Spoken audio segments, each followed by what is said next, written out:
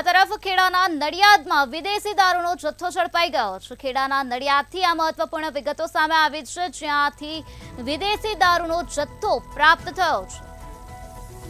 LCB પોલીસે વિદેશી દારૂનો મસમોટો જથ્થો ઝડપી પાડ્યો છે અને આગળની કાયદેસરની કાર્યવાહી હાથ ધરી છે। મકાનમાં ચોરખાનું બનાવવામાં આવ્યું હતું અને તેમાં વિદેશી દારૂનો જથ્થો સંતાડવામાં આવ્યો હતો।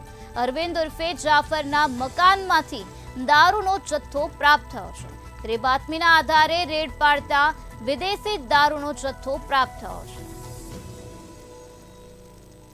મુખ્ય બુટલેગર અરવિંદ ઉર્ફે જાફર ફરાર હોવાનું સામે આવ્યું છે, જ્યારે પકડી પાડવા માટે પોલીસે ચક્રો ગતિમાન કર્યા છે। 4 લાખથી વધુ વિદેશી દારૂનો જથ્થો જપ્ત કરવામાં આવ્યો છે। મકાનમાં ચોરખાનું બનાવવામાં આવ્યું હતું, જેમાં આ પ્રકારે વિદેશી દારૂ સંતાડવામાં આવ્યો હતો। ત્યારે પોલીસની બાતમી મળી ત્યારે પોલીસે તપાસ હાથ ધરી છે। ત્યારે આ દારૂનો જથ્થો અત્યારે જપ્ત કરવામાં આવ્યો છે, તેમજ આગળની તપાસ હાથ ધરવામાં આવી છે। તો આ જ મુદ્દે વધુ માહિતી આપવા માટે આપણી સાથે સંવાદદાતા ભાવેશ શર્મા જોડાઈ ગયા છે। જી ભાવેશ, ખેડાના નડિયાદમાંથી વિદેશી દારૂનો જથ્થો ઝડપી પાડવામાં આવ્યો છે, શું છે વધુ માહિતી?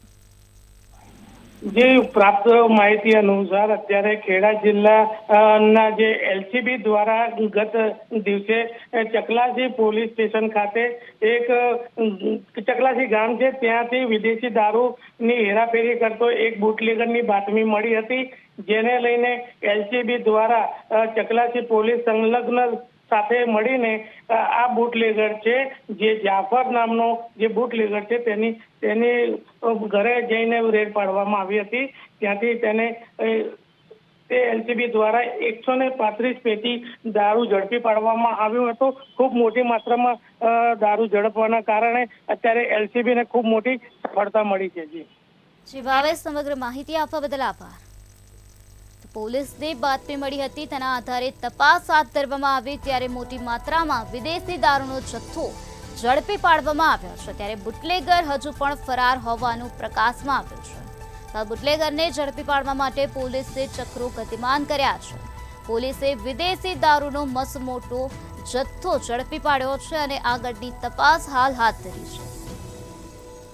તો જાફર નામના બુટલેગરના ઘરમાંથી આ પ્રકારે દારૂનો જથ્થો પ્રાપ્ત થયો છે। જાફરના મકાનમાં ચોરખાનું બનાવવામાં આવ્યું હતું અને ત્યાં વિદેશી દારૂનો જથ્થો સંતાડવામાં આવ્યો હતો।